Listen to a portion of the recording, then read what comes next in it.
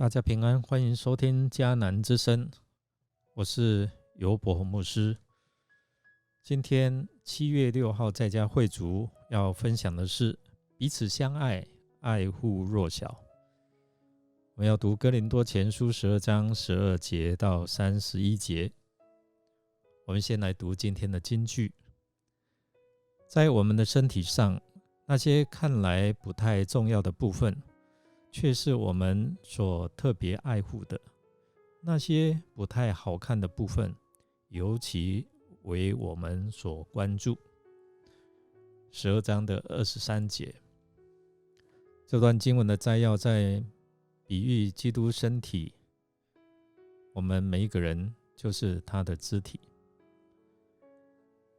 描述基督徒之间的关系，有如身体当中的不同的肢体。我们不能够凭着自己脱离身体，我们要彼此依赖，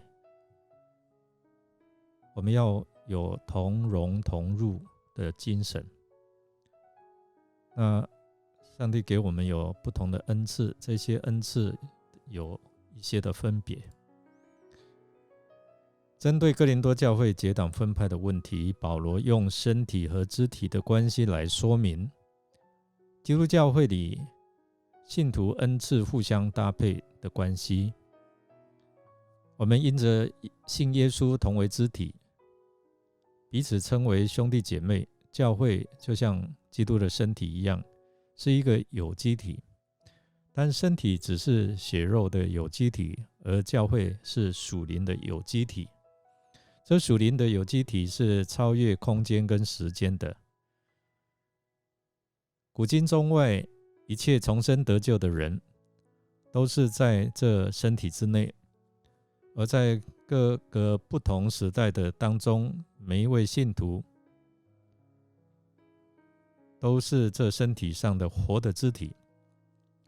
他们个人在当代的教会当中该发生什么作用，在不同的时代当中对这超时间空间的身体有什么贡献，应该要显出什么样的功用，其实都不是他们自己所能做主，而是圣灵按照上帝的旨意来安排。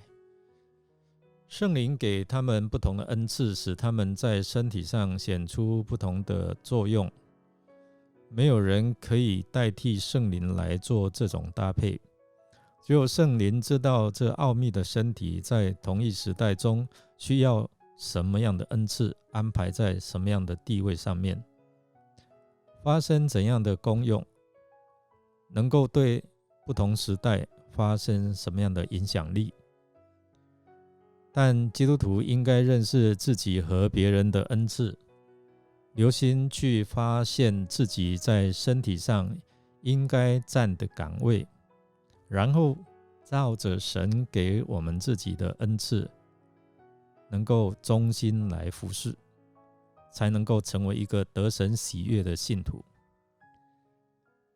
可能哥林多教会有某一些基督徒，他认为自己不够有恩赐，所以认为自己不是基督身体的一部分，怀疑起来自己是不是真的得救。而保罗在此就特别声明，无论是自己的看法如何，不同恩赐的基督徒还是属于同一个基督的身体。可能有些自以为拥有很多的恩赐的人，看不起这些比较没有恩赐的人。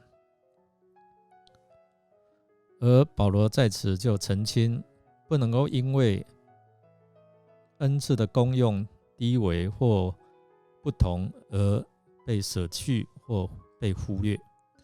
保罗希望哥林多教会肢体之间能够彼此相顾，而避免来分门别类。一个肢体受苦，全身也受苦。当我们脚痛的时候，必用手去抚摸它，你全身也都会感觉到疼痛。